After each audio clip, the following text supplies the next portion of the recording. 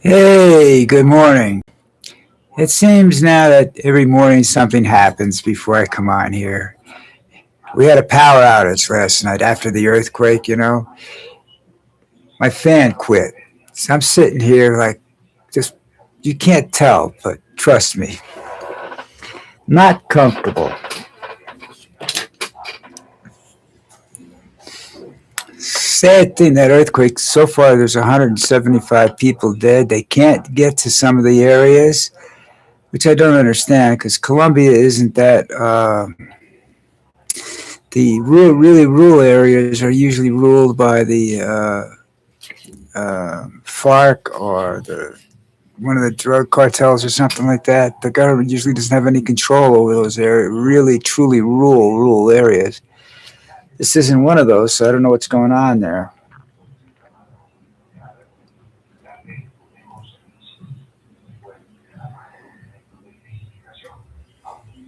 But as I wrote down, this is 175 people lost. They found the bodies. There's still others missing. It's the thing about earthquakes, major fires, building collapses, tunnel collapses, whatever. You find all these bodies, yet there's certain people that were supposed to be there that aren't there. And sometimes they're never found. And I often wonder about that. Are they really gone, or are they just decided it was time to get out of to leave this part of the world and start all over again someplace else? I really don't know, and I don't want to belittle the point that it's very important for the families that these people be found so that they can say, okay, this is what happened, other than thinking that, yeah, they might still be alive, and spending your lives or the next few months anyhow trying to find somebody that's not there anymore. Um,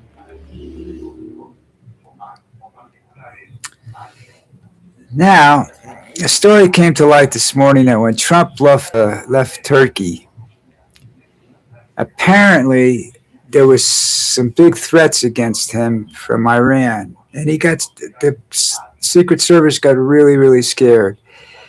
So they put him on the Qatar jet,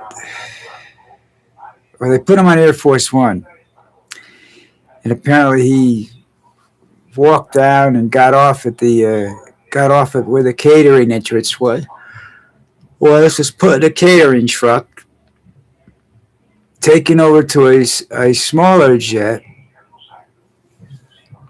Uh, no, the number of it's 32. I think it comes to mind, but I'm not sure that's correct. And it took it to England, where once again he was switched to Air Force One or something, and he's shown coming off of that plane. And then he goes on a Qatar plane and flies into Washington on the Qatar plane. Uh, Gotta tell you something. So basically, what they did is they took all the staff members and all the reporters and everything, kept them on Air Force One as decoys. They were going to be sacrificed if there was any attack on Trump. And Trump was going to be gone. He's not the first world leader to do that, but Trump's just a scumbag. He gives these people a rash of shit and then says the drop of a hat, they're gone. He doesn't care. Trust me, if the plane blew up, he wouldn't care. Tragic loss, let's go bomb Iran. Let's go spend some more money we don't have to bomb Iran. This time, let's use nukes. Really stupid man. Pathetic little man that he is. Uh, and I'm surprised that what surprises me more than anything is that I hate this bracelet. Is that the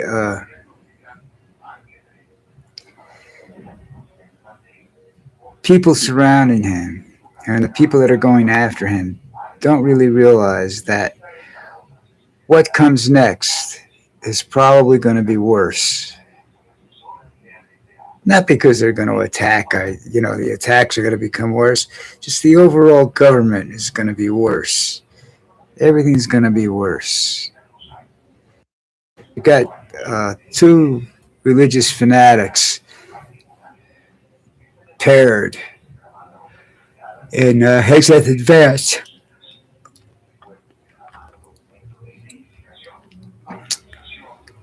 You know, that's just dumber than it's the dumb leading the dumb. Trust me. So I don't think that's I don't think that's a really good thing either. Um, you sit there and you watch this happen. It's yeah, you notice that. I don't know whether you've noticed that, but after Johnson and what, after Kennedy got shot, you watch and you see the vice presidents are basically not uh, top of the line politicians are, designed to be president. They never were going to be president. That's the only way they were ever going to become president. And they're picked that way because there are people like Trump are afraid that the people behind him's ambitions will get too great. You know, that's why he picks stupid people that can't think for themselves and who will loyalty and stupidity. It's not loyalty to him; it's loyalty to a dollar. You know, uh, or something else, whatever. But it's not loyalty. God no. So these little friggin' ants. Okay. So I've always thought that vice presidents are the least likely person to become president unless there's an assassination. They're not there to continue a form of government. I mean, Truman was there for that. Johnson was there for that. After that, there really wasn't a great, a vice president that could step in and become president. It just wasn't, they just weren't that good. So the president never had anything to worry about. Johnson wanted to be president. Truman, I don't think, wanted it right away, but he got it and he liked it and he was good at it. So, anyhow, back in the news again is this birthright citizenship thing. Now, this is one of the issues that there's part of this that I said the other day I agree with. I forget what they call it. It's a type of immigration policy where they come into the country and I've seen this done. Like I said before, somebody my wife we knew when we were living in the United States, showed up, had the baby, and went back home again. And to my knowledge, has never been to the United States. They use that passport to travel to other countries because an American passport is it's accepted just about everywhere. So you don't have anything to worry about. Uh, my wife got her citizenship because we were planning on, she needed to stay in the United States for a while anyhow.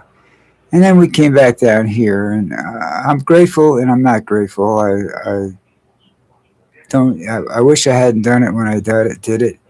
I wish I hadn't listened to her and I waited a year or two. And then if I did it, I think I'd be much better off than I am right now. And not that I'm bad off, but I'd be much better off. And so would she, because I'd be able to better take care of her, you know. But this is, this is the way things work. It always looks greener on the other side. You ever notice that? People say that all the time, and that's very true, you know.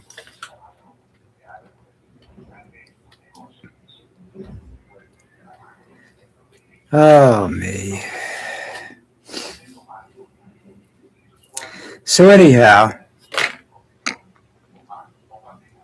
how's everybody doing? You okay? You hanging in there? Everything all right? Oh, Mother Nature's pissed. Did I say we had a blackout last night?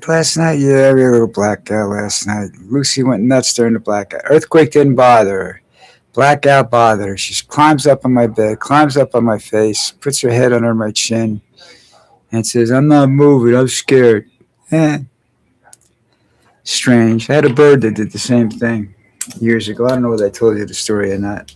I'm starting to read this morning because I'm just so tired because of Lucy last night, not letting me sleep. But I had a cockatiel, and we had a big blackout. Northeast was blacked out when I was in the United States. This bird woke me up screaming, would not relax. Now there's no noise, and that's the thing. Uh, What I've learned from these types of experiences that there is a certain uh, ambient sound that exists, and when you lose power, it disappears, and everything becomes entirely too quiet. Or the magnetic field is disturbed. Something, and animals go berserk, and they get scared. And my cockatiel was scared. Kid climbed up on my chest. I had to get up out of bed, go into the living room, sit down, let him out of his cage. Came over, he sat on my chest and curled up and put himself to sleep. His head against my chest, because I guess the heartbeat was to replace the other background noises that we don't hear or don't pay any attention to because we don't realize they're there. Uh,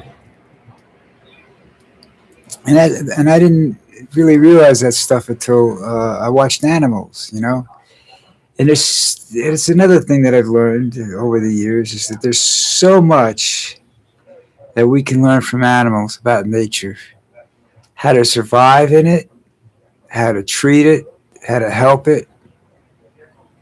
Animals know what they're doing. Humans have been around for thousands of years now, and we have no ability to, no understanding of our planet. We've lost the ability to understand it, I should say. That the Aborigines and whatnot that you talk about, the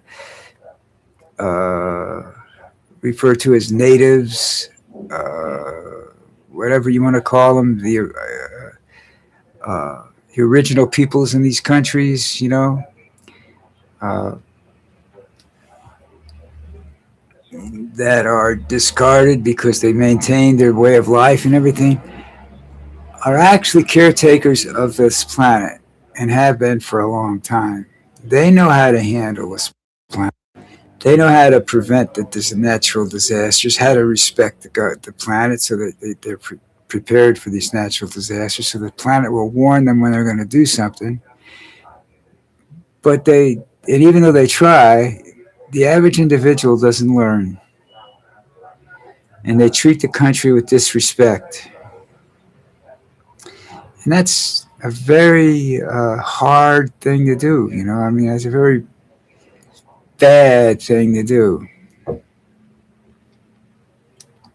Um, but they do it, and and we're paying the price for it. You have Trump that doesn't respect anything or anybody. You know, and I'd love to see some women or somebody come up to him, just slap him in the face or punch him in the face. You know, and just walk away, so they get arrested. So what? It's simple assault, whether it's on the president or whatever. There's not much you're going to do. A couple of years in jail, if anything. It'd be worth it, I think. You know, to see him get bitch slapped, I think it'd be worth it. I think we could get a fund me app going to pay any fines or bail money for this person if they did that.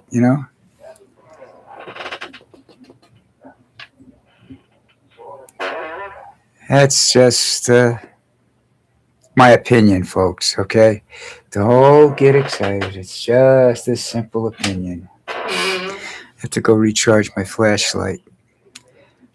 This is a bad investment. This is nothing more than a huge USB plug. They call it a portable hard drive. It's not. It's not. If it was, I'd load something into it and use it. Uh, but anyhow, everybody's running around today. Did I tell you how many people were in the church yesterday? That was ridiculous. Those are the Christians that are only Christians when it seems to be